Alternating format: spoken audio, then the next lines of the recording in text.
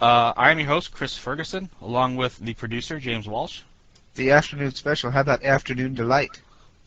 Sky We're not rocket singing to that. flight. We are not singing that song. I'm guaranteeing you that. Afternoon Delight. Yeah. Okay. That's all on James, people. Okay.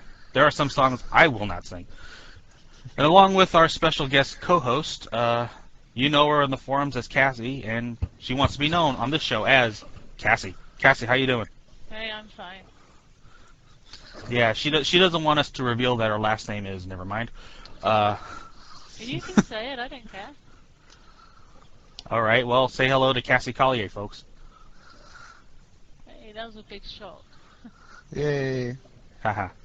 It's not my last name yet. We're gonna call you James Collier now. No. I'm not taking her last name.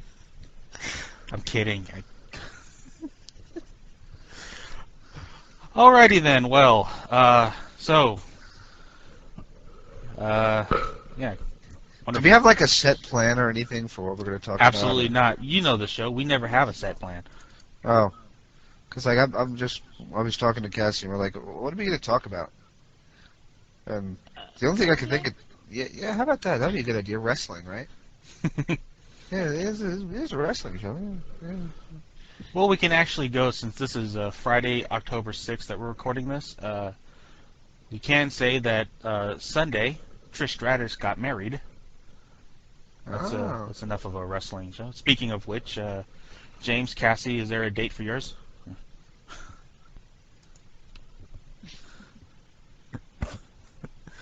Met with complete silence. Complete silence. I was waiting for you to answer it. Likewise. Well, let's put it maybe that. not. Yeah. There's no date set, but we have an idea. Okay.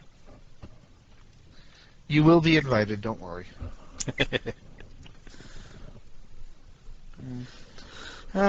Well, so anything else you want to talk about before we get started with the show? I mean, really, no. There's not a lot going on.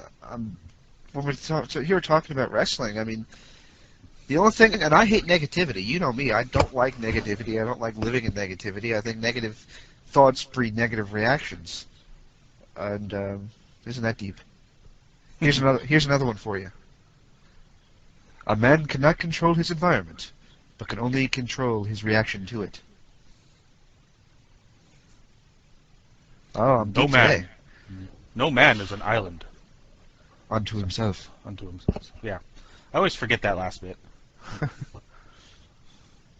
Yes, this will be the Lanny Poffo impression contest. The Who's down in Whoville like Christmas a lot. But the Grinch who lived just north of Whoville did not. Oh boy. Wrestling and Dr. Seuss, only on 3 Count Wrestling, folks. Cassie? Uh-huh. You got nothing to say to us? No, you took something really deep and turned it to Dr. Seuss. Anyway, James, as you were saying about negativity? I don't want to be negative on this show, but it seems like the only thing I really want to talk about is, why does wrestling suck right now? Oh, well, we can save that for the second segment. Hey, we have a rundown now. Yay! Is Bill going to be on this week, no? No. But Liz Savage is, and our special guest interview, thanks for reminding me, is Pryme Tyme Amy Lee. Ooh. She's a tough one. Be careful with her. Yep. She'll stretch you. Mm-hmm. I have another line for that, but I'll leave it alone. Yeah, thank you. I know it wasn't a sexual joke. It was something a little bit more grotesque than that. Mm-hmm. Now I'm tempted to give it, but I won't. All right, well, I actually like Amy Lee because she's not your cookie-cutter wrestler. She's actually a loudmouth biker chick, as she appears to be anyway. Well, yeah, it's a gimmick, but yeah, it's I mean... Is it really a gimmick? Actually, no, she's a paralegal. Get the hell out of here. That's how she supports her habit. Yeah, Get the hell out of here. I'm serious. You're telling me that woman who stands there and calls and incites a riot by calling everybody there pieces of garbage and all that stuff, wearing the leathers, she is a paralegal? Mm-hmm. Get the hell out of here. Well, that's one of the questions we'll ask in the interview. But yeah, Cool. she is a paralegal. That's very cool. I did not know that. I did not know that.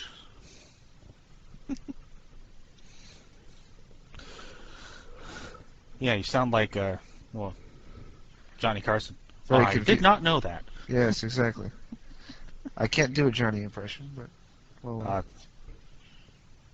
Yeah, it's kind of a difficult one to do. Well, anyway, when we get back, I guess we will talk about the state of wrestling, and Cassie will hopefully say more than 3 words at a time.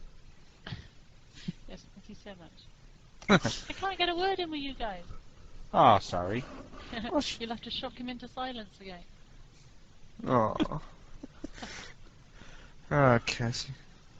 Well, anyway, before we get into our station break, we just want to remind you that you can contact 3 Count Wrestling one of 3 ways. You can join our forums at WrestlingEpicenter.com. You can email the show at 3countwrestling@gmail.com. Or, if you absolutely have to, you can contact us through MySpace at myspace.com/3CW show. And a little reminder, if I may myself, Sure. you can submit questions for Pretty Paul Aroma on the WrestlingEpicenter.com forums. It's free to register. It's a lot of fun.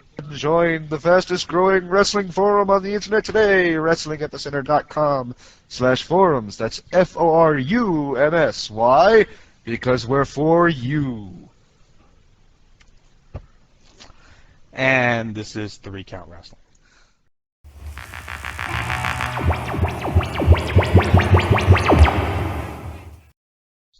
We are pleased to be joined as our weekly guest, the lovely Liz Savage. Liz, seems you're taking over everything now. Of course, it's my plan for world domination. Yes, one forum at a time. Well, let's see, I already have the internet pretty much dominated.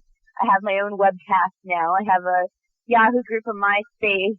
I have a website, which kind of sucks right now until I put a new one up. You know, so slowly but surely, oh, and I have my own forum at the Epicenter, so slowly but surely I'm taking over every facet of the wrestling world.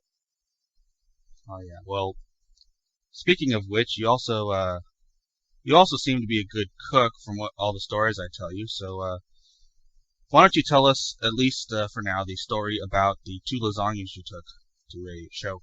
Oh no, I didn't take them to a show. See, it started off with when I moved up to Connecticut and started working for CCW.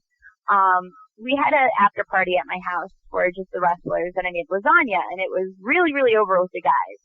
So we continued this tradition, and we had the Diva Killers come up for a show, and of course they stayed with me, considering that we're all pretty good friends, you know. So Kayla and DeVille are over at my house, and I made lasagna. And at first they were complaining about their diet, which makes me laugh. I'm like, yeah, whatever. I'm like, it's the weekend. You guys just had a show, whatever. Well, the 2 of them managed to finish off just about a half a lasagna by themselves. And there were witnesses to this, so this is not a lie. That little girl, Kayla, can eat like a maniac. It was definitely amusing for everybody who was there and everybody involved. Yeah, and may I speak for all the unhealthy people when I say we're jealous? Everyone's jealous. It's funny because whenever like we go somewhere and someone hears about, you know, the fact that I did all this cooking for CCW after parties and that I'm known for cooking, you know, anyone who's had, you know, my food or had been over my house, you know, I've worked as a cook, I've worked in many kitchens, and you know, they know that I can cook, and I can cook just about anything. So when the other guys hear it, they get jealous, and they're like, what do you mean that you're cooking for them? When are you going to cook for us? And I'm like, well, supply me with the kitchen and the ingredients, and I'll cook. Wow. Maybe you can make a wrestling tour of that, you know. Yeah, the wrestling and food roadshow. Well, I mean, you'd probably make more money with the food than the wrestling. No offense. Okay, well, get me a tour bus with a kitchen, and I'll make that happen. Okay. I just have to win the lottery first. All right. Well, also you had a show last weekend that unfortunately the website failed to promote properly. So why don't you explain what happened at the World of Unpredictable Wrestling show in Brooklyn, New York? Okay, the World of Unpredictable Wrestling is a wrestling club, not a promotion, run by Johnny Rods. And I was invited down there by my good friend Slim Jenkins. She, saw in me that I had a crazy fighting spirit, and as we all know, Tina Marina trains and wrestles there. And she had no opponents because there's no other females there at the time. So Slim brought me in to face Tina, and in my first match there back in August, basically, Tina said I cheated, but I don't see it. I mean, Slim was the ref; she can tell you I didn't cheat. So she wanted to have a rematch, and this time she wanted to have backup. So she brought in Al Shoes as her partner, and of course Brian Anthony was my partner. Well, let me tell you who the cheater is. They are the cheaters. Okay, Tina Marina had a very serious upset on us. Brian Anthony went to splash her in the corner. She moved out of the way and rolled him up, and she must have had this new ref in her pocket because she got a 3 count on him. And you know what? That is absolutely unbelievable. I cannot believe that happened. And I couldn't even help him because Al Shoes had took me in the longest airplane spin I've ever seen in my life. And I was so dizzy I couldn't even stand for over a full minute. I was just laying on the mat seeing the entire world around me spin. So there was definitely no way I could help Brian. And I was really, really upset by all of this. The events that unfolded just should not have happened. I mean, bottom line, there was no way that they should have beat us. Cool. Well, well, let's see. We got a pretty huge list of things you want to plug, I'm sure.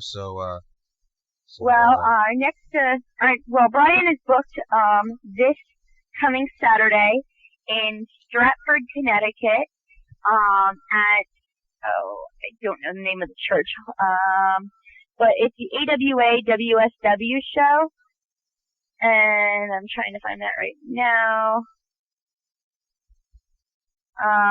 And anyway, we return to WEW, which is World of Unpredictable Wrestling, on October 27th with opponents yet to be determined. And we also have a show the following night down in Kutztown, Pennsylvania at the fairgrounds for Cutting Edge Wrestling Federation, which is my friend Captain Rick's promotion. What this promotion is a cancer charity promotion. And what they do is they raise money for the Leukemia and Lymphoma Society. So we ask anyone who's willing to come out to please make it. I believe tickets are $12, and it will definitely be worth it. We also have we also have a couple other shows coming up. I have a show on the 4th of November in Bristol, Vermont. You can check my Yahoo group for more information. I'm still waiting to find out the details on that show because it's all currently still in the works. It's a brand new promotion. And December 9th, I return to New Jersey at United Wrestling Coalition at the Burlington County College, and that's a Toys for Tots show. You just have to bring a toy to get in, which is absolutely great. It's going to be that's always a fun show, and it's always something that people really enjoy because we have a lot of different people, a lot of guest stars. If anyone doesn't know, I'm the co-commissioner down there with Joe Rules. So what we try to do is we try to, bring the best in entertainment possible. And there's a special match that's going to be determined, that it's kind of scary. I hear there's been some uproars between Taylor Nicole and Joe Rules, who, got engaged not at our last show, but our last winter show. We only run 2 shows a year, and they're both charity shows. Our winter show, our last year's Toys for Tots show, Joe Rules asked Taylor Nicole, his now fiancée, his girlfriend at the time, to marry him. And she said yes, and it was really sweet, especially since the audience was booing and screaming, saying no at us.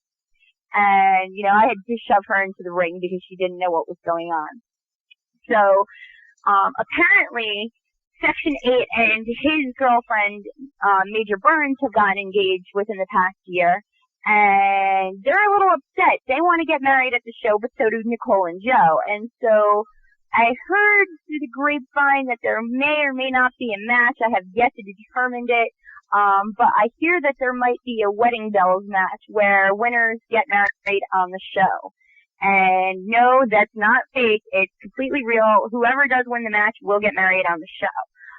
If this comes down. I have yet to talk to the rest of the board members and definitely decide on this, but it should be an interesting event to say the least. As far as, this Saturday, what it is, it's Youth Fest 2006.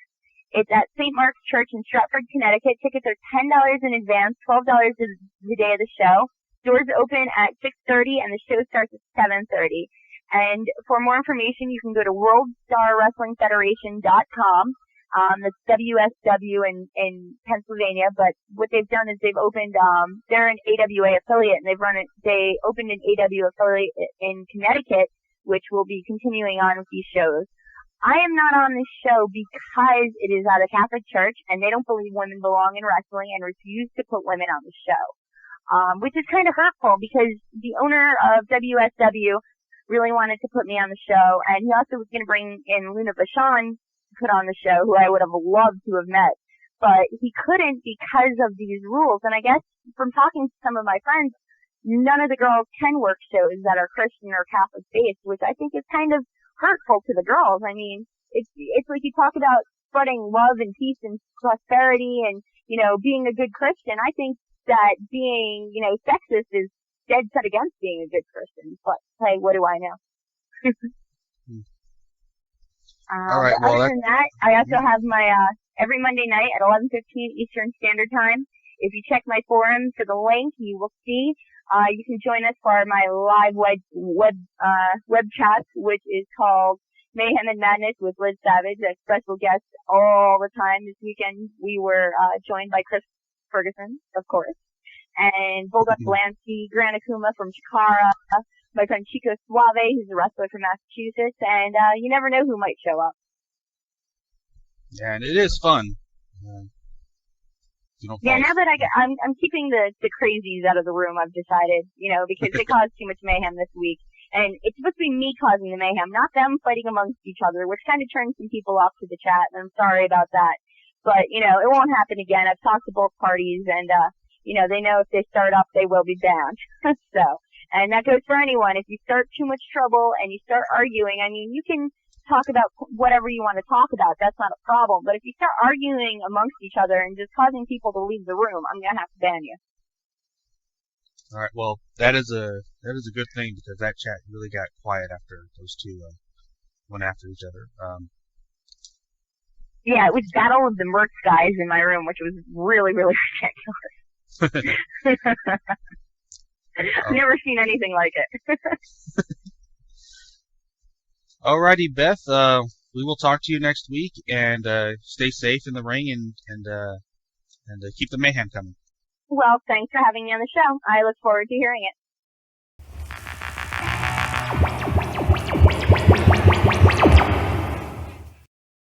You just look up and down the front page of the WrestlingEpicenter.com and find out interesting things to talk about. I guess I'll start first. AAA wrestling promoter Antonio Pena, I believe, died, according to Douche Meltzer at WrestlingObserver.com. And when was this? Today? It was shocking. I believe it was last night he passed away. Ah. Poor guy. Yeah, poor.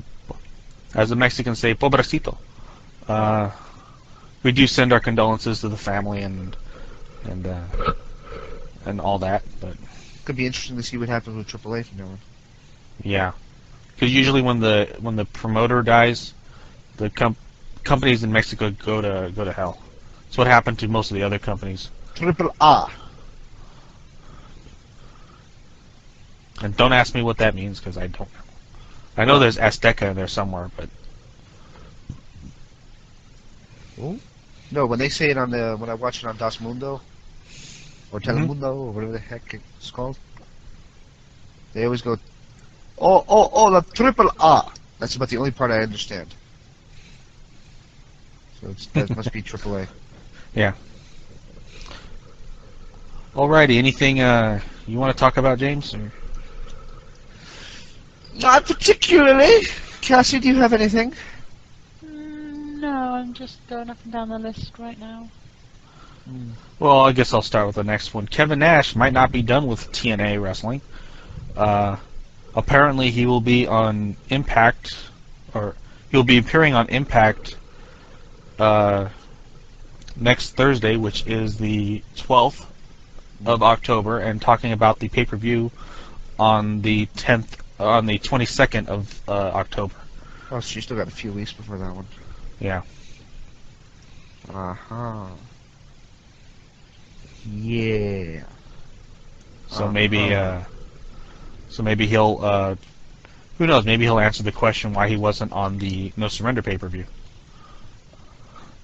As far as I know, Nash's contract ends at the end of October.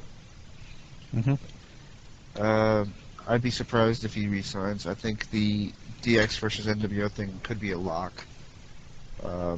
Whether I want to see that or not is regardless. Yeah. You know why? Because Vince is living in the past. Because my calendar says it's 2006, going on 2007. And while I love the NWO and all that, they tried to redo it once before, and it failed miserably. So don't kill it. You're going to kill the memory of it. The NWO is one of the greatest times in my times of being a wrestling fan. You don't have to kill the memory of it by bringing it back over and over again and not doing it right. Okay, Cassie, you find something you want to talk about? Not really. The only thing that caught my eye is Boogeyman getting rehired rather quickly. Well, that is according to Booker T, according to, I believe, an internet wrestling show. That is indeed. Of course, on the Fox News. Yeah, on the same vein, it was highspots.com now representing Heidenreich and Boogeyman for bookings. Heidenreich.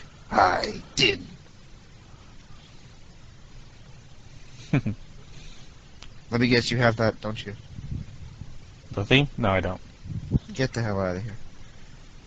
I probably do. I haven't listened to it. So. You probably have it. You can try to not sound geeky, but I know you. I know your type. Right. Okay. You and your wrestling music. You damn kids. Oh, let us not forget the Brooklyn Brawler, after 25 years of getting his rear end kicked by Has it been that long? He's been wrestling a long time. But has he been the Brooklyn Brawler for 25 years? Not the Brooklyn Brawler for 25 years, but he's been Steve Lombardi for a long time in the WWF. So anyway, there will be a Brooklyn Brawler action figure coming out, which means the WWE is really scraping the bottom of the barrel for that.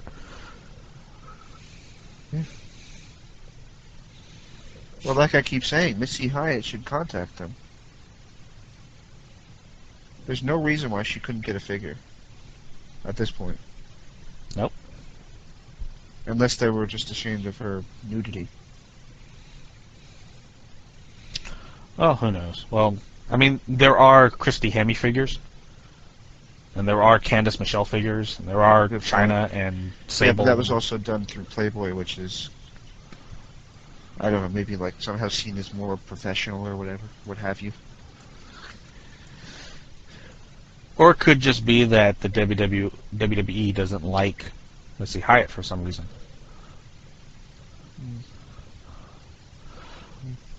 But anyway, I guess that will be it for the quick hit segment. Please enjoy the Amy Lee interview, and we will see you next week. What time is it, Chris? Prime time. It's prime time, baby. Baby.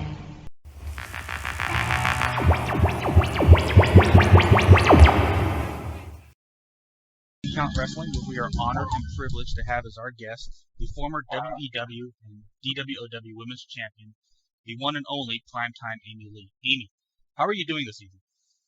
I'm stupendous, thank you. I love the way you requested your interview too on our forums. Where the hell was my interview? Well, it's the truth. If you're interviewing all them tiny honeys, you got to have a big mama on there. Sure, absolutely, Sure, yeah. Absolutely. Alrighty, instead of starting out with your wrestling career, let's start with your martial arts training. Why did you start training in, I believe it's called Urban Goju Karate? Actually, I started when I was like 6.5 years old because I used to get my, you know how to say ass? Yeah. Yes, you have to say whatever you like. I used to get my ass kicked all the time. So, you know, my mom actually put me in there. So, I got in there and, you know, when they taught us how to punch to the face and we could connect, I kind of liked it. I was like, yeah, this is better than playing kickball. Yeah. The hell with Barbies. We got fighting gear. So, yeah, I just stuck with it. I liked it. I was the Juvenile World Champion 3 times. I was at the Garden State Games. I was the all-around women's champion twice. I traveled all over the world for it. The only place I never went, and I still want to go to either wrestle or do shoe fighting, is Japan. But I've been to Spain, Italy, France. I was in Canada, Mexico, Brazil, Argentina.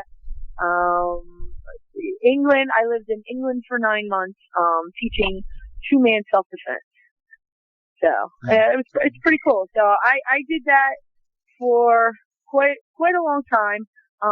Then I started at the age of, 20, I started doing, professional wrestling. Actually, at age 19, I, was a ticket taker for Dennis Coraluzzo in Irish Shore. Oh, really? And then I would, help out with the ring crew. And I said to them, you know, I would just love one time to come out to the ring. I said, you know, I watched wrestling since I was knee-high to a grasshopper. You know, I like guys like, of course, Dickie Murdoch, who trained me, but like Dusty Rhodes, Terry Funk, the Mulligans, you know, Johnny V, you know, Moolah, of course, Haystacks Calhoun, Barry McAllister, Scandam Anastasiak. They're all old school guys, you know. So I really enjoy watching that because they look so powerful and mean, and yet they did very simple things inside the ring. And then the way they would get on the microphone and talk to some of these guys, it was like magic. It was like they tranced you, and it's actually like they brainwashed you to believe what they were saying. So I like that. So after a little bit of time, Larry and Dennis came to me and they said, you can manage on one of our shows. So I did, and they liked my work. They liked my mic skills and the heat that I would get from the crowd, you know, being a heel. And they offered me a full-time position with them. So I worked with them for a while, and then Dennis sent me down to USWA. I got to work with Eddie Gilbert, which was an honor, a privilege, and I learned so much. And then, I met Dickie Murdoch from Dennis Coraluzzo. And Dickie took me under his wing. He taught me the do's and don'ts of the business, taught me some basic moves, and ways to get over and ways to put people over, and there's the history. Is that would you say that rubbed off a lot on you in terms of your promos? Because I noticed when you cut promos, you do have kind of that gritty, old school heel kind of feel to you. Absolutely, because you know what? This is the thing I say about wrestling. When you talk to people about professional wrestling, they don't really talk about the guys today. They talk about the guys in the past. And those are the guys that become icons. And they're icons for a reason. Look at Ric Flair. He can talk. He can wrestle. He styles. He profiles. He had everybody believing he was the Pimp McDaddy of pro wrestling, and he was a billionaire. Look at Dusty Rhodes. You know, he had everybody believe that he was just a common guy, kicking booty, you know, cutting a promo, and the way he would talk about things, he would hit home. You know what I mean? He was like, I always say Dusty Rhodes was the John Boy Walton of professional wrestling. Because he was just that all-American kind of guy that everybody would believe and honor and respect. You know what I mean? And then Dickie Murdoch, he was just your typical redneck, you know, like, this is me, I drink beer, I'm going to come out, I'm going to kick your ass, and then I'm going to turn around and, throw a few back and, say what I got to say. I'm not a fancy talker. My English is terrible, but this is me. I'm just rough, I'm just a rugged guy. And those are the kind of guys that leave impressions in your head. Nowadays, I really don't see a lot of people work on their mic skills or their persona. The moves are out there. I mean, I see moves that I'm like, where did this come from? Cirque du Soleil? But the actual personas, charisma, I think that's a big lacking in today's professional wrestling. I think so too, but I don't know that you would know, but do you think that maybe the fact that there's these writers who don't know wrestling, don't know wrestling's history, writing these stories and promos for people, and they don't really understand the history themselves, so they're sending wrestlers out there to talk as if they don't know anything themselves? If that makes any sense. That's very true. That's very, very true. And that's the problem. Nobody teaches anymore the do's and don'ts.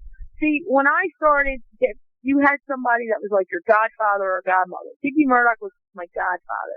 And they would take you under the wing and they would sit there and they would say to you, look, you don't do this, you do that. This is how you handle a situation when you got problems with a promoter. This is how you handle something when you got what they call heat or, confrontation with a fellow wrestler. And they don't teach that anymore. I mean, it's different. It's not as a rugged and rough sport as it was in the old days. Because in the old days, you had shooters and hookers, where now you don't have that. You don't even see, that's a lost art itself. Oh, and then back in the old days, a lot of the Southern wrestlers and all would talk carny. And they would teach that too, cause, they did kayfabe, when people really thought, if you were a Russian, that was it. You came from Russia. You talk the Russian language, Now it's just everything is so exposed that it's very hard to get over as a character. That's why when I'm at the show, it's a positive for me, but it's a negative. And the positive part of me with my character being the biker chick is my size and weight and just like my attitude and my facial expressions and the way I walk and talk and, I'm rough around the edges. But it's a negative thing because when you go to sell the pictures and t-shirts, the fans believe you so much that you're not really an attraction to them. Whereas you got the real pretty girls that smile and wave and look all sexy and cute. They make all the money selling pictures and t-shirts. Whereas somebody like me, I'm sitting there with a picture and it's like once in a while somebody will come and go, yeah, I'll buy your picture. You're like, oh, thank you, But, there's good and bad with it, but hey, I chose that character, so, it has its positive and its negatives, and sometimes with some of the other, wrestling promotions out there, if they have an all-women's tournament or something, they really don't want to, use me because of my rough ways and my gritty ways. And it's, like last night, I worked the show for NWS, and I worked against the girl Melissa Strike, who's a high flyer and does some phenomenal moves, but when we did an old school type of 70s match, she was kind of lost because she never worked those kind of matches before. It was totally different for her. I worked the crowd as well as work inside the ring. And, and I was always taught less is more. You don't do 5,000 things in the ring. You tell a story. And that's what I try and do. When I come into the ring, I look pissed off. I look like I hate the world. I don't like anybody. You say something to me, I'm not afraid of you. I'll say what I got to say. I'll pound and ground. I'll take my lumps and bumps. But I try to be victory at the end, and if I don't, it's because of my own stupidity that I lose. Right. And that's basically telling the story, and people don't do that no more. That is such a lost art. That is a lost art. Knowing what to do to work the crowd. Like, excuse me, Hulk Hogan, for example. Like he said that it took him very little time to realize that the crowd didn't react as much to the move, but if you looked at the crowd after it did the move, they reacted. Exactly. So, yeah, he said. That's kind of the master. I wish people would do it more, but there's a lot of times when, remember when guys used to walk to the ring and shake people's hands, walk into the ring? Yeah. You never see that anymore. You never see that anymore. That's not true. Because when I go to PWU, I see some of the faces come out there and they go around and they smack their hands. You know what? On the independent scene, like some of the smaller shows, like a guy by the name of Dog Diamond has a wrestling school called Devastation U. And it used to be King Kong Bundy School. He took it over. The one thing I like what Doc Diamond teaches his fellows is to work a crowd. Acknowledge because the thing is those people don't have a ton of money, okay? And they're coming to be entertained. And they like the wrestling. And it's like their perversion to release their stress and anxiety. So if you're a heel, you're a heel. If you're a face, you come out there, you kiss the baby, shake the hand, do the old politician ways. You know what I'm saying? And that's one thing he stresses with his guys. And another thing is they listen to the crowd. So if the crowd is dead during your match, you have to step it up a notch. If the crowd is constantly involved, that's a positive sign. And that's another thing a lot of people don't do anymore. They don't listen to the crowd. And you have to. The crowd tells you yay or nay. And they don't do that. And that is the major recipe of a successful wrestling story. Well, I have a question. See, a lot of legends have favorable and negative opinions about Dick Murdoch. But the one word they almost all use is he was crazy. Was he crazy around you? Yeah, he was. He was crazy. Let me tell you something. And this is the guy's honest. He's very ballsy. Like what most people thought, he said. And that's what he thought about me. He goes, you don't like something, you don't sit back and let anybody tell you, you do it. And he's gotten fired from a lot of places because of his mouth. But he was crazy. I mean, you gave him lip and you disrespect him, quick of a blink of an eye, he would knock you on your ass. You know, and that's one thing about him. And he would get a little crazy in the ring. And, you know, like I know when I worked out with him, he had me in a full Nelson on the mat face down because I kicked him. And when I kicked him too low. And he just grabbed me, put me in a full Nelson, threw me down on the ground, and he took from one corner to the other, grinded my face in the mat. I had a big scab on the side of my face from that. I'll tell you what, I never did that again. I was afraid to kick him. So, you know, it's like, he did. He gave me a receipt, you know? He gave me a receipt. And that's one thing. That's another thing. Now, the positive thing about today's wrestling is you don't have all, like I said, you don't have all like that man proven stuff like you did back then. You know, they pretty much get along a lot better now than they did then. Back then, it was it's cutthroat now, people think, but it's nothing compared to what it used to be because these guys here, a lot of these guys, they're independent workers, but they're part-time. You can't wrestle independent full-time anymore unless you were a big name that went to the big dance and is now on the indie scene right now. You know? Like you're not, you know, unless you're overseas or, you know, like in Japan, you know, or Europe or something like that doing a tour. Otherwise, wrestling here in the States, you know, for the weekend, you're not going to make a ton of money. So, you know, it's like you have a regular job.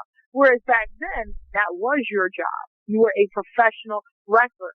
I like to call us, what I like to call myself is a weekend warrior. Because I wrestle Friday, Saturday, Sunday, and once in a while during the week I wrestle. You know, I have a real full-time job.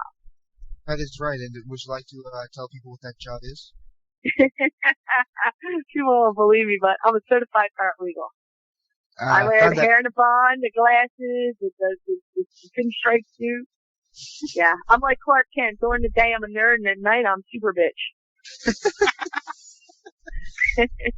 Oh, wow. Actually, I read that last night, and I think my exact response to Chris was, get the hell out of here. I never would have believed it. Yeah, I know. It's great because a lot of people think I work like in a garage or something, working on motorcycles or cars or something, or I'm a truck driver with my mouth. They think I do something rough, and I don't. Oh, I am so fruitful. Right now I'm sitting here in a pair of designer jeans, Timberland tan boots, pink suede shirt, you know, with the jewelry bling bling and the Maybelline rolling. So, you know, it's like, you know, day and night. It's a character. It's a character I created. I like my character because everything you're not supposed to do as a lady, I do. I pick my butt, scratch my cooter, pick my nose, spit on people, use foul language, burp, fart. You know what I mean? You're not supposed to do that. You're supposed to be a lady. So. Does your boss know what you do? Yeah, as a matter of fact, he came to the last WEW show and he sat front row. And when Ty Killer Wee came by, he gave her the finger and told her to go oot herself. And I was surprised. I thought, because he's a very reserved man inside the office, he's very professional. So to see him do that, it was like, whoa. But I was glad too because he got into it. So yeah, I have friends in my field that came to see me, and they get a kick out of it because it's different. Because to them, it's like, how many people do you meet in professional wrestling, you know, or wrestle? And you know, like you meet people that weave baskets, flower shows, collect coins, fish, golf, and all. But really, think about it. How many people in the legal field do you meet that do wrestling? Not too many. No. So, you know, I'm kind of like the novelty act. Wow. Well, if you could step back in time for us a little bit, I Okay. couldn't find any information about your first match, and that just upsets me because I'm usually good at finding stuff like that. A lot of our listeners like to live the dream. So could you tell us what it was like for you to wrestle your first time? My very, very first match I ever wrestled was against a woman named Angel Amoroso. She was originally from South Philadelphia, and she actually had a spoof in ECW as the Virgin Sacrifice Angel. I worked her for a guy named Dino Sana up in northern Pennsylvania, and that was my first match. And I was kind of nervous because it's one thing to manage, it's another thing to wrestle, because a manager, you have certain spots where, you say yay or nay, whereas in a wrestling match, you gotta constantly move. So I was a little nervous and I made a couple of mistakes, but, the crowd was into it. That was the most important thing. They really liked it because Angel and I, beat the hell out of one another. But I mean, I love her to death. I have a lot of respect for her because she learned how to shoot fight too, and she went up to Canada and did that for a while. But, no, it was kind of cool. It was nerve-wracking at first. And even once in a while when I have a really, really big match, like when I get to work, like I had the cage match at WEW, and to have Riptide, Simply Luscious, and Mercedes all in a match with you, first of all, it's an honor because all three ladies are phenomenal wrestlers. Yes, and number two, it's really cool because they're all like my sisters. So it's like, it was basically like four sisters in there beating the hell out of one another. But it was cool, but it was a little nerve-wracking because my style is different than all of them. It's different. Right. Luscious, she does a lot of the, Lucha Libre style. Riptide does a lot of the European style. And Mercedes, she's a strong style. She's very aggressive. And she does some high flying and stuff. And then Riptide will do some high fly. But we're all different.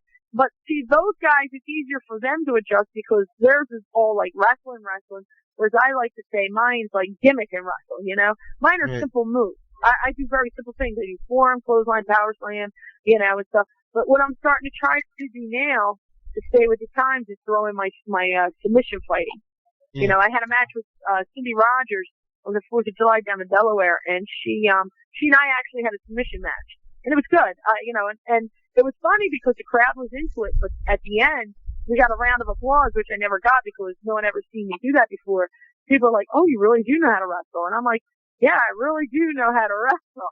I learned how to wrestle.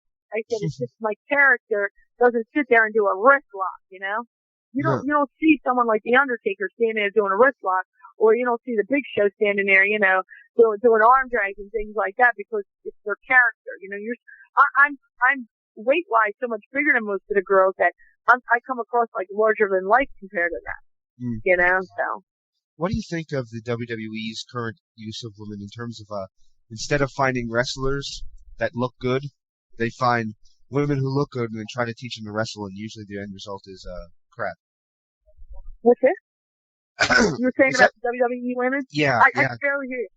I'm sorry. You were saying how they use them now? It's a shame because it's more of a physical thing. Don't get me wrong, the girls are gorgeous, but take off the fake eyelashes and the hair weaves and they look like the rest of us. And take off the silicone. But outside that, I give them credit for trying. Like Trish Stratus went from a model to a wrestler. She's very successful and she's a beautiful person and she's very nice. I had the pleasure of meeting her, and she's down to earth. And it's a shame because I'm gonna miss her because I enjoyed watching her because she was sexy without being sleazy, and she could wrestle. You know what I'm saying? Like she would do moves and stuff like that. Now I laughed because all this sex appeal really didn't come into women's wrestling until it was Cyndi Lauper with what's her name? Wendy Richter. They spruced up women's wrestling. Don't get me wrong. But the sex appeal came in with Sherry Martel. Because she would come out.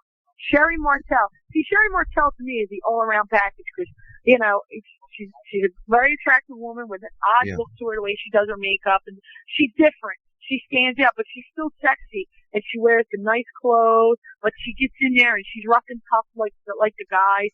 So she's a rarity, and I was so glad to see her in the Hall of Fame. And when I was down at the Legends Convention down there in Maryland this past summer, I had the privilege to sit there and speak with her one evening. And, you know, it's just awesome to talk to someone like her. And I got to meet Rockin' Robin, and I picked their brains and all.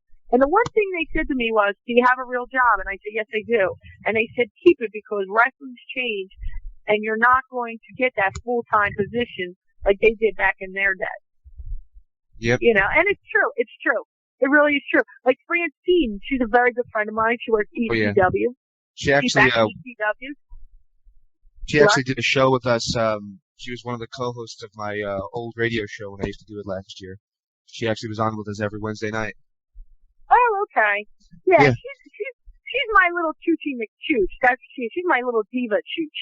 And she turned around and you know, like her and I talk, and like she has a schedule where 1 week she's supposed to be here, the next thing you know, they change her schedule. So they're constantly changing her schedule, and I would be frustrated. She's like, it's my job.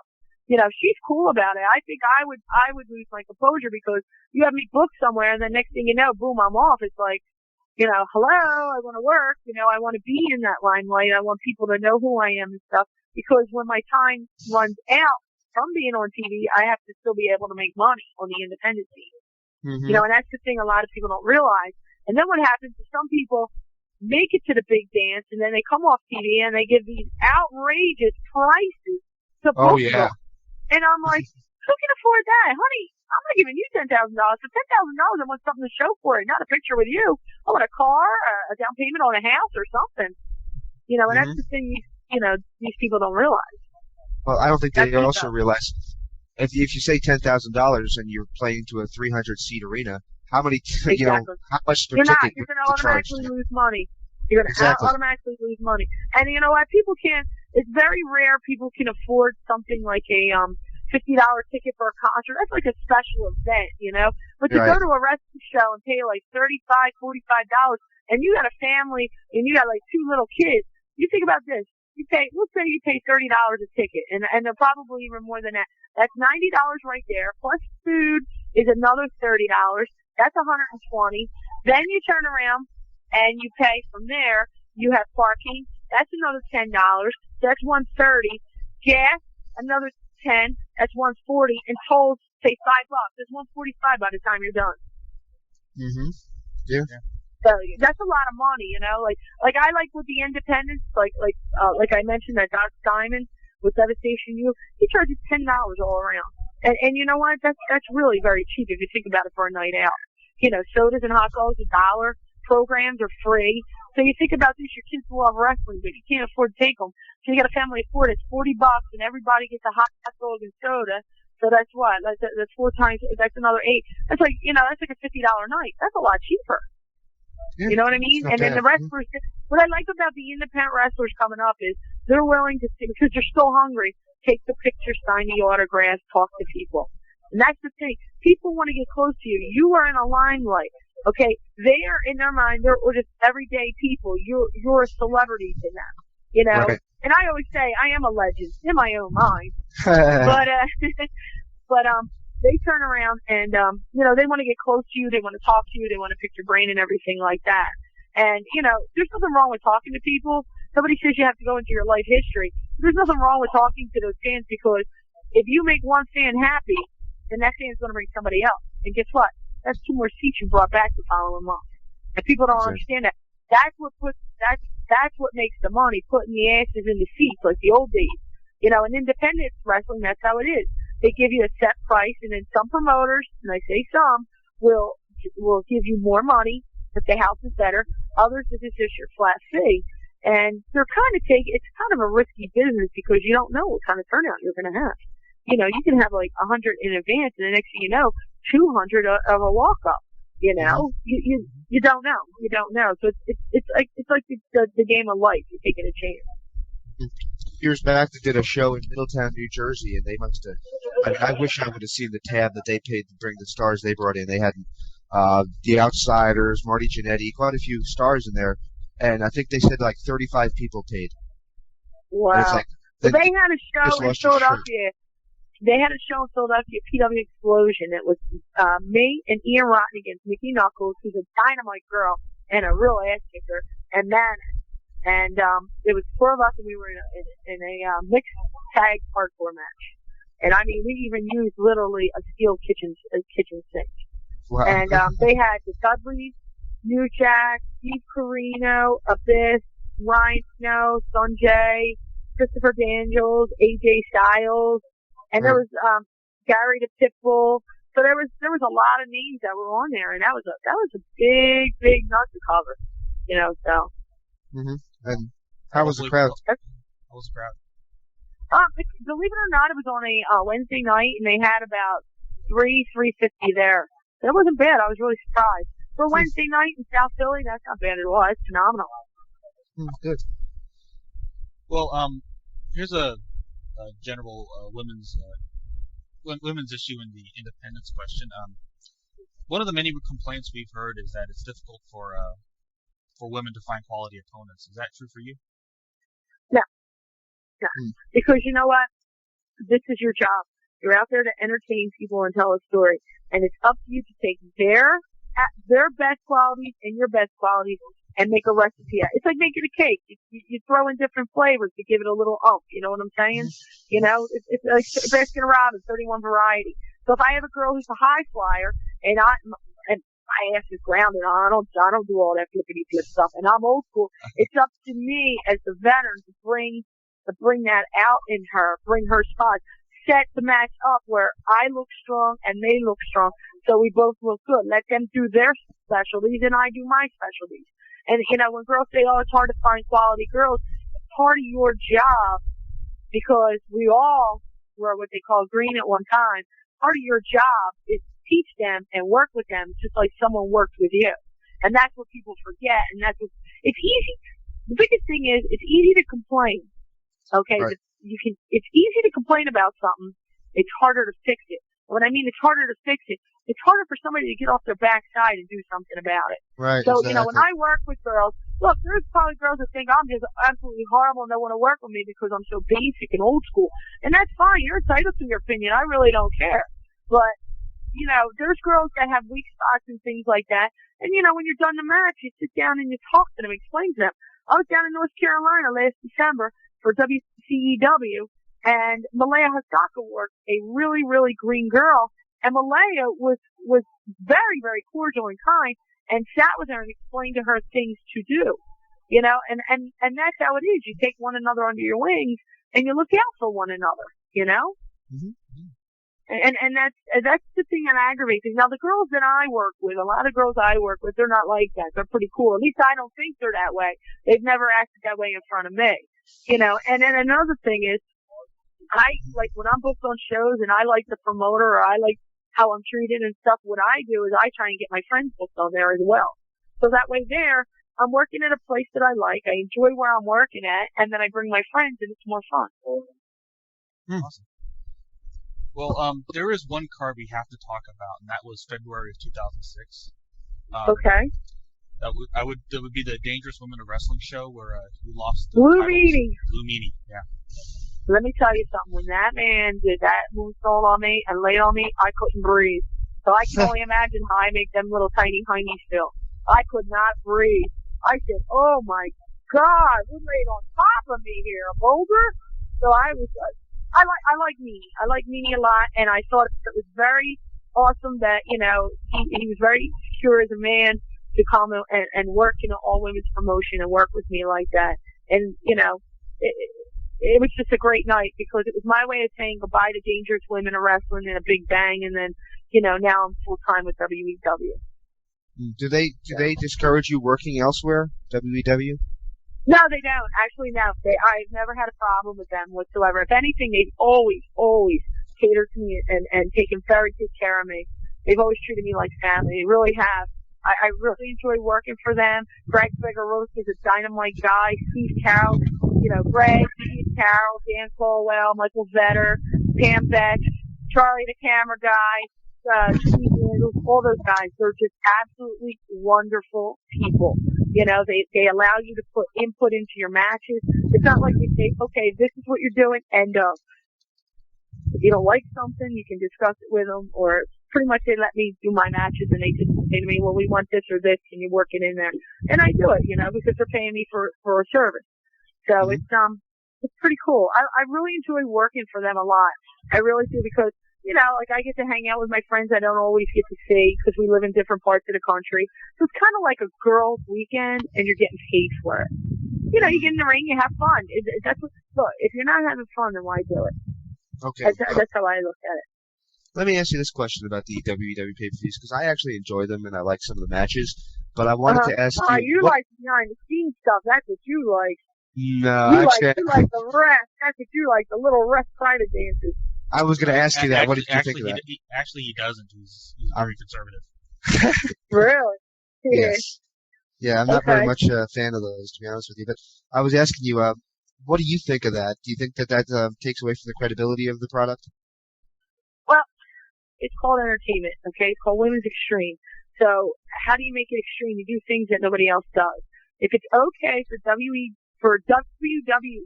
to have a bra and panty match where the girls come out with their asses hanging out of their skirts, then what's wrong with the other girls coming out with pasties on? There's no difference, you know what I mean? How many times did we see the fallout shots on late night on WWE? Think about it, you know what I'm saying? Exactly. Yeah. Terry Reynolds, how many times did her dress fall? What do they call it? The wardrobe malfunction. Right. Quite a few of the girls. So, no. You know what? It doesn't bother me because you know what? If those girls choose to do that and they want to be that part of the show, that's their choice. That's their God-given right. It's a freedom of speech. I don't necessarily have to do that, and I don't do that. And like Mercedes Martinez and I have the same attitude. We're wrestlers. We're going to wrestle. We're not going to get involved with all that the TNA part of it, so to speak. The raunchy part, that's not our style. So no, it doesn't bother me at all. If anything, it lures people in there for curiosity, and then they see me wrestle. Because I've been on the circuit since like 89, 90. Managing and then wrestling and things like that. And really, I didn't start to become known until WEW. Like people knew about me, like in certain areas and things like that. But to be like really known was WEW in their pay-per-views. So I owe them a lot. At one point, wasn't WEW pay-per-views actually doing better than TNA pay-per-views?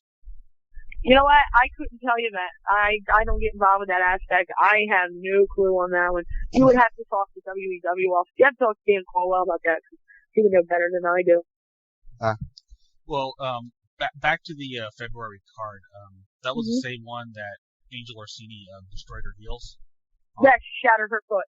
Yeah. Did you see that? Did you see it when it happened? Yes, I was backstage and I watched it. What were you thinking when it happened? I just prayed for that poor girl. I actually did. I felt really bad for her, and I knew she was injured because I grabbed Missy Sampson in the back and I said, "Get a doctor." She got a doctor, and I said to her, "Stay with her," because it was right before my match with the Blue Meanie. So it happened right before I was getting ready to go out. And she said when she came out, "I think they're broken." So she turned around. She was back there. Missy Sampson stayed with her, went to the hospital with her, and then when Angel came out of the hospital, she stayed with me for I think it was about 6 or 7 weeks. Right before Easter, the week before Easter, she stayed with me because I have a 1-level house and her house is 5-level, so it wasn't easy for her to move around the wheelchair. And they were taking their sweet old time for the swelling to go down in her feet to actually operate on her. So she stayed with me for a while. She like I said, she's like my sister, so I took care of her. I looked out for her, Yeah, I think we interviewed her about a couple of weeks after it happened. Is that right, James? Yeah, I think so. Yeah, that was when I heard about it. I cringed. It was cheap. Yeah. Let me tell you something. I see it on tape and I cringe, and I still every time I see it on tape cringe. I give her a lot of credit because she finished her match. Yeah, she's finished her back. match. She's back in the ring right now, isn't she? Yeah. Oh, she looks phenomenal too. She's in school right now for international law. She's going to school for that. So she's doing very well for herself. Wow. Okay, well, here's a couple of personal questions. Do you prefer wrestling in the hardcore style, or do you prefer a normal gimmick-free match? I don't know. It depends. It depends on who I'm working. if I'm working a small girl, I'm definitely not going to do it. I really don't want to do hardcore because, you know, you kind of already know the outcome of the story. So I like to actually wrestle with them and, like I said, show people that I can do submission and I can do holds and they can do the same, you know, on me. And, you know, like when you do them old school monkey flips, big girl takes a monkey flip from a little girl, the crowd pops because it's like, wow, she threw her. That is so cool. You know, so it doesn't, it just depends on the opponent, actually. I don't care. I'm not particular. You know, either one. I mean, to me, you know, people think, oh, you do hardcore and that's nothing. That takes a lot of wind out of you. You got to constantly beat the hell out of one another. You know, there's barely any breathers. There's no rest holds in hardcore unless you're laying there like, you know, trying to suck the life back into you. You know, whereas in a wrestling match you can do a rest hold. And I guess the final question we have for you before we get into some word associations. There are plenty of American monsters in Japan, big women. I know you said you'd like to go over there. What would it take for you to wrestle in Japan? Invite me. Invite me. I'd go. It's not about the pay. It's about the privilege and honor to perform. Japanese stands are the picking stands. So to work in front of them, I think my gimmick, I think they would really like it because it's so Americanized, you know, the Harley Davidson and everything like that, you know? So, I think that would be over itself. And then they would see, I think that the idea that I am so old school and gritty, as you call it, is different than those girls, and it's kind of like a breath of fresh air. You know, for a little bit. I mean, it's not like I would be like, you know, superstar, like, you know, wouldn't be like Dr. Steve Williams or Terry Funk over there, but, you know, Vicky used to say when he went over there a couple times that you know, they were very warm and receptive to him because they liked the fact that he was so basic and simple and just a rugged looking guy, you know. So, I don't know, I would like to hope to think that they would, you know. So, I don't know. We'll see what happens. You know, the women's wrestling over there has really died down, so I don't know. You know, it's not offered like it used to be. So, because when everybody was going over, I was in college getting my bachelor's, so I was kind of getting an education. So, I guess I missed the boat, or the plane for that matter. There was always hope. I'd love to see you in Japan. Great match. Oh, I would love to. I mean, I have all the respect for people like Amazing Kong and Bull Nakana, you know, and those girls there because they're big girls, but they're very agile. They're very strong women, you know. Hey, I get in a ballroom fight, they're on my side. You know what I'm saying? Alrighty, well, we've got a few word associations. Basically, if you have a story, feel free to share it. If you only want to give a one-word answer, that's fine too. Okay? Okay. Okay, the first name on our list is former WEW champion Ty Killer Reed. Ty, I have a lot of respect for her. She took a licking and kept on ticking. She actually learned how to like wrestle. So she's been training with Sumi Sakai. So I have a lot of respect for her because she's really trying. And she's a good person. She really is. You know, she has no ego whatsoever. She's got a good heart, and you know, when she goes out there, she does 1,000%. And whether it looks great or she makes mistakes. We all make mistakes. If everybody was perfect, we'd all be icons in the wrestling business. That's how I look at it. So I have a lot of respect for her. She tried. How about a frequent opponent of yours, Mercedes Martinez? Tough. She's a very strong. See, you know, I look at her and I'm like, you got some ass in your pants, you know, but you know, she can give you a hard way if she wants to, and I like that about her because you know, she goes out there and she just wants to wrestle. You know, she wants to go toe to toe, and I respect that. You know, she's got heart. Matter of fact, last night she wrestled in the NWS All-Women's J Cup, and she dislocated her shoulder, popped it back in, and continued and went to the final round and did the main event. She didn't say, "Oh, my shoulder hurts." She's not a prima donna. No prima donna. Wow. I keep getting more impressed by all these stories. It's awesome. Yeah. How about Simply Luscious? Crazy. That girl is absolutely off the wall. In and outside the ring. She makes me look mellow. She makes me look civilized. She's crazy. As Tommy Wildfire Rich would say, she's crazy. She really is. She's a barrel full of monkeys. I like her. You know what? Like I said, I like a lot of the girls on the team that I work with. I like her. She's crazy and she's funny and she just enjoys life. And God bless her. You know? God bless her. I always tell her you're the Texan surfer because she's got that surfer mentality. Everything's cool, dude. Yeah, I have to tell a quick story. We did an interview with her a couple of months ago, and she was actually calling in from work. They actually her manager actually let her use her office for an hour to talk to her. Cool. Yeah. It was cool interviewing somebody who was working at a strip club at the time. But she was a bartender, though. Yeah, she's okay. No. She wasn't shaking it. She was. The only thing she was shaking was the martini, the martini. So. Right. The only thing she was shaking, not stir. How about somebody that you had to be very delicate with in one of your matches with her? How about Tara Bush? Tara Bush is a nice girl, and she means well, but she has no clue about the wrestling business. And she does try. I give her credit, but she doesn't remember things. And a quick story on her is it was Tumi Sakai, managed by Tara Bush against me, managed by the Iron Sheik. She picked up a chair and went to hit the Iron Sheik with the chair. I hopped out of the ring, grabbed the chair, cracked her in the head with it. She stood there, so I give her credit. She took the plastic chair shot, and I shoved her down, and I told her, you ever swing a chair at a man like that again, I will kill you. And then I was hot about it, and I went backstage, and I lost my composure, and I went into the other room, and Francine said to her, don't go in the locker room, stay away from Amy. Don't go in the locker room. She goes, don't go in the locker room. She said, yeah. She goes, what? Tara Bush says, what? Forever I can't go in the locker room? I'm like, you know what? You're 10 cents short of a nickel, sweetheart. Why was she going to hit the Iron Sheik with a chair again? Was it the gimmick or? Because she thought that would have been a good spot to hit the Iron Sheik with a chair. Yeah. Okay. Well, that's not good. But he was funny afterwards because he said, Bubba, get back to match. He goes, Bubba, let me tell you something. And then Jabroni would have came over here, and he used to see you next Tuesday word with it. So he was like, if that Jabroni, you know what, turn around and hit me with a chair, I would kick that Jabroni's ass, Bubba. So that was good. Wow. I love this Shiki. Shiki's great.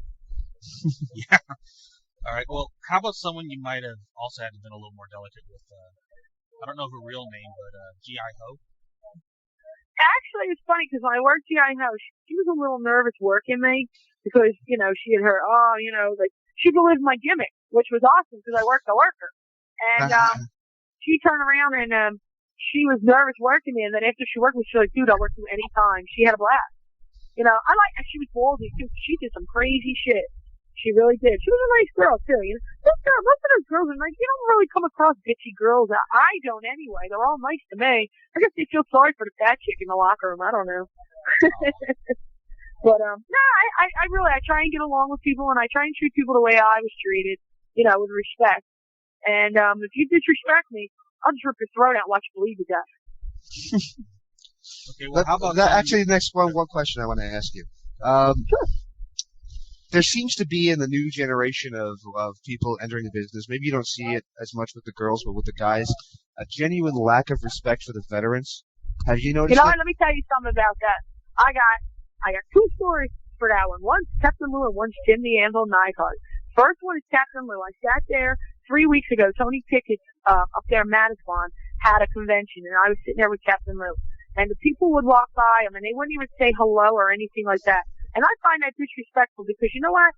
That man had so many broken bones. Oh, and him, Superfly Jimmy Snook was there, Luscious Johnny V, May Young, Moolah, Nikolai Volkov, Iron Sheik, Rocky Johnson. They were all there. Rocky just got done a knee surgery and had to drive up from Florida because he can't fly because of blood clots. Comes to this convention, and the people walk by, and they're not even like, they look at them and look them up and down like, ugh, like, oh, you has-been. They're not has-beens because this is how I look at it. You see those guys there? If it wasn't for those guys and the guys before them and the guys before them, people like us would not be in the ring today. And that's the truth. And that's what people forget. And then when Jim Neidhart came to an NWS show, he turned around and he walked in very quiet. And this is when him and I became friends. He walked into the locker room. He was very quiet. And I seen him, and I walked over to him, I grabbed him by the hand, and I was like, Mr. Neidhart, it's a privilege and honor to be in the locker room. I was like, and I have to tell you, dude, you look awesome. And he does. He looks awesome. The man has not aged. He has not aged at all. He looks phenomenal. So he's standing there, and he goes to I leave the locker room, I come back in, he's sitting on the floor. I looked at him, I said, why are you sitting on the floor? He said, oh, no, it's okay. I looked over, and here are these kids that maybe had about 10 matches. And in all fairness, Gino Moore and Joe Panzarino, a.k.a. Dapper Johnny, didn't know this happened. They had their bags on the chair. And I looked and I said, move your bag. Why's your bag on your chair when, Jim the Anvil Neidhart sitting on the floor? They said, oh, I don't want dust to get on my bag. I said, dust on your bag? You're kidding me, right? They said, nope. I picked up their bag and I threw it out the window. I said, well, guess what? It's out in the rain now, bitch. So I walked over with the chair and go, here you go, Mr. Neidhart. And then after that, I became friends with him. Wow. That's wrong. It's totally wrong. Here's a guy here who's paid his dues, worked his ass off, and then had all kinds of, these guys had injuries and stuff. They were pioneers for us. What people don't realize is these guys here are building foundations for us. Like all them guys that are in there today, they're in there because of guys like Jim Neidhart, Bret Hart, Ric Flair, Dusty Rhodes, my Uncle Dickie, Dutch Mantel, Blackjack Mulligan, Barry Windham, Mike Rotunda, Jerry Lawler, on and on, Percy Pringle, a.k.a., Paul Bear. Paul Bear. You know what I'm saying? Sir Oliver Humperdinck, all those guys. Those guys paved the way for us. And the guys before them, like the Carl Von Hesses, Argentina Rocca. You know what I'm saying? Like, the problem today is the kids don't learn the roots and lineage. They just know what they know from watching it on TV. Can I tell you a story? And I hope this person is your friend, because you might hate me if I tell you the story.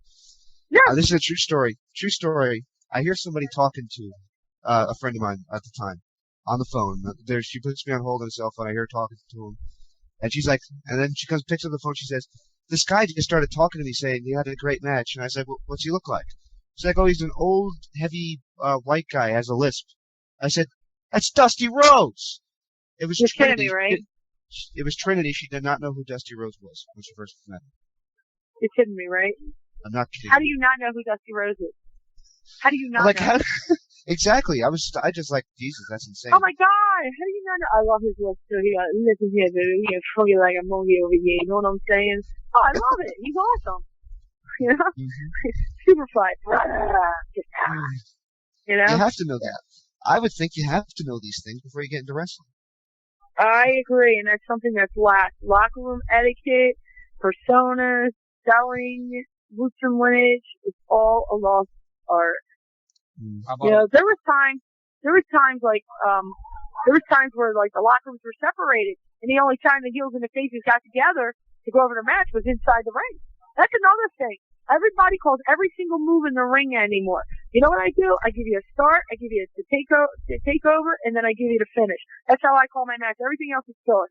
And if you can't do that, you have to memorize a whole match. That's not real good. Like I watch Mercedes. She's like, I love her to death because she'll be like, all right, we're gonna do this, and then she's like, you'll do whatever, and then I'm gonna do this, and then you'll do whatever. You'll cut me off with whatever, and take over, and then we'll set it up for this. She's like me. We'll do A. She gives them A. She gives them A, G, and then Z, and everything else you fill in. You know what I'm saying? Right. So, Well, how about that's how it should be. How about all the divas who forget who didn't know who Kamala was? The diva search. Diva search. I can't comment on that because I would be bleeped out the hills. Let me tell you something. He gave me the greatest advice. I was sitting down there in Maryland. Dick Chirikoff, who runs National Wrestling League, was the guy that was co-promoting the show with Dennis Carluzzo. Dick Murdoch was on the show.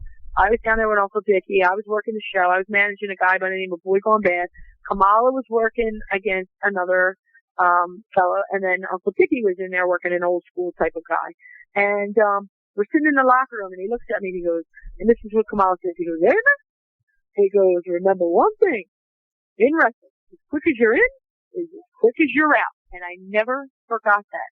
And when I seen him, I hadn't seen him for quite a few years, but I had seen him about 2 years ago. We got back in contact, and we were talking, and I said to him, Kamala, I said, you gave me the best advice ever. And he goes, what's that? And I told him, and he goes, it's the truth.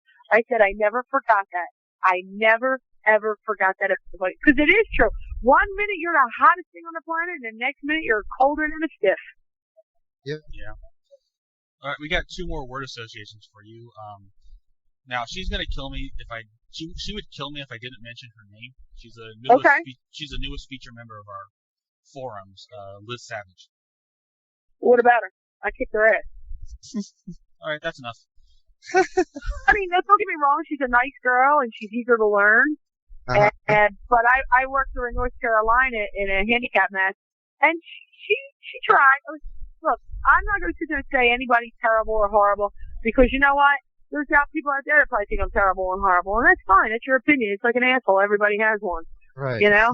So, no, I like Liz. She's always very, very, very respectful to me. She's a good girl. She's trying to learn. She's aggressive. What I like about her, she has an aggressive attitude. Like, she goes out there and tries to get what she wants, you know? And she's not a slime ball. As far as I know, she's not a slime ball. You know, unless you know something I don't know, but she's for the most part a good girl. Yeah. So, you know, she is. She's a good girl. All right, and the final one we have for you, the Queen of Extreme, Francine. That is my diva chooch. That is my choochie McChooch of all chooches. She is my Dobby. I love her to death. She's my friend. She's a true friend, and she has a heart of gold. And what I like about her is when I was upset with Sarah Bush, she stepped in, she calmed me down, and she talked to her. And I like that because, you know, we all lose our composure once in a while. You know, nobody's perfect. You know, if we all were, we would call the Messiah or whatever. But right. She did. She came in there, you know, she talked to Tara, she talked to the young girls. She's a very down-to-earth person. She really is a sweetheart, and she's smart. She's very, very smart and very, very sharp. And I am upset because I think she has an abundance of talent and knowledge. And I think if they took someone like Franny and threw her in there with the WWE Divas, she could lead them. She could be like the Pied Piper. I agree. For the Divas. If you think about it, I mean, you know, look, that girl broke her pelvis and continued. You know what I mean? Most girls would have crawled up in a ball and cried. She continued. She took her lumps and bumps. She continued. So you gotta respect that, you know? Another girl is Bobcat. Bobcat's another girl. She wrestles with Pussy Willow. She's another one that's really sharp to the business. And she was in there real short in WWE and stuff like that. But she's another girl. Like, I would take someone like Francine, someone like Bobcat. I would take them into the locker room with the girls that are, you know, the divas, and I would have them teach them the ropes.